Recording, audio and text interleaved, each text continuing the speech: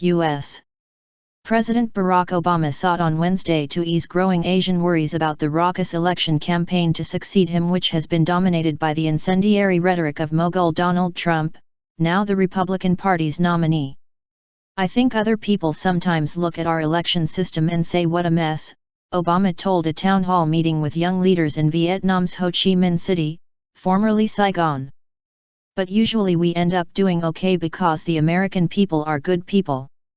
Sometimes our politics doesn't express all the goodness of the people," he said, without referring specifically to any of the presidential candidates. Obama made the comments just before ending a 3-day trip to Vietnam, whose high point was an announcement that Washington's ban on sales of lethal weapons to the country, a vestige of the Vietnam War, would be completely lifted. Obama repeatedly insisted that lifting the embargo was not a response to Beijing's assertiveness in the South China Sea. Critics accused Washington of throwing away a powerful lever it had to press communist-ruled Vietnam for improvements in human rights. White House officials say the arms move was a natural step to take with a country that, once an enemy, is now a key part of Obama's strategic rebalance towards Asia and an important trade partner as its economy grows apace. Obama also announced the Peace Corps would begin operating in Vietnam for the first time. Eventually, voters make good decisions.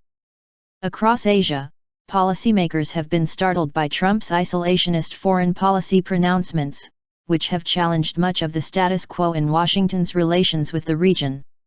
Many fear Trump will feed insecurity in nations worried about China's growing power, embolden nationalists and authoritarians, and unravel Obama's pivot to the Asia-Pacific.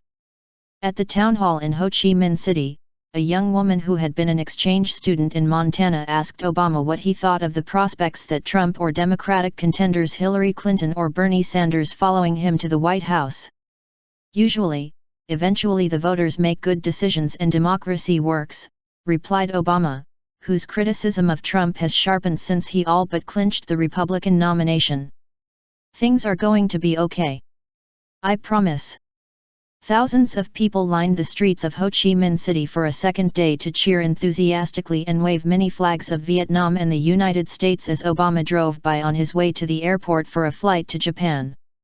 At his freewheeling town hall, where he was greeted with a standing ovation, Obama noted that 2/3 of the country's population were born after 1975, when the war ended with North Vietnamese tanks rolling into Saigon to bring U.S. back South Vietnam under communist rule. Obama prodded Vietnam's leaders on political freedoms during his visit after critics of the government were prevented from meeting him. When a woman rapper at the town hall asked him about supporting arts and culture, he segued into an appeal for people to be allowed to express themselves. Trade, climate change. However, his unusually long one-country visit was warm and mostly about strengthening diplomatic and economic relations. Annual U.S. Vietnam trade has swelled from $450 million when ties were normalized in 1995 to $45 billion last year. Washington is a big buyer of Vietnam's televisions, smartphones, clothing, and seafood. Obama repeatedly touted the benefits of the Trans-Pacific Partnership, TPP, trade pact, of which export-led Vietnam will be one of the biggest beneficiaries, if it survives opponents in Washington concerned about competition and a loss of U.S. jobs. He also talked about the challenges of climate change when asked about the drying up of the Mekong River in the Rice Bowl Delta of southern Vietnam, urging Southeast Asian countries to work together. The Mekong River, which sustains 60 million livelihoods as it flows through Laos, Thailand, Cambodia, and Vietnam, is under threat from at least 39 hydroelectric dams being built or under development upstream of Vietnam, most of them in China. Low river levels have allowed seawater to penetrate inland, ruining vast swathes of cropland in the fertile delta.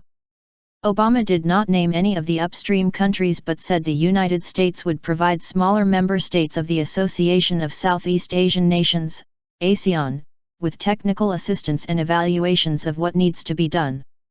Hopefully, that information can be used to negotiate on an international level to try to prevent some projects that might have very bad effects, he said. One of the things that we've seen in ASEAN is that when small countries band together as a unit, then the power magnifies. Japan is the final stop on Obama's swing through Asia, where he is attending a summit of the Group of 7 industrialized nations starting Thursday.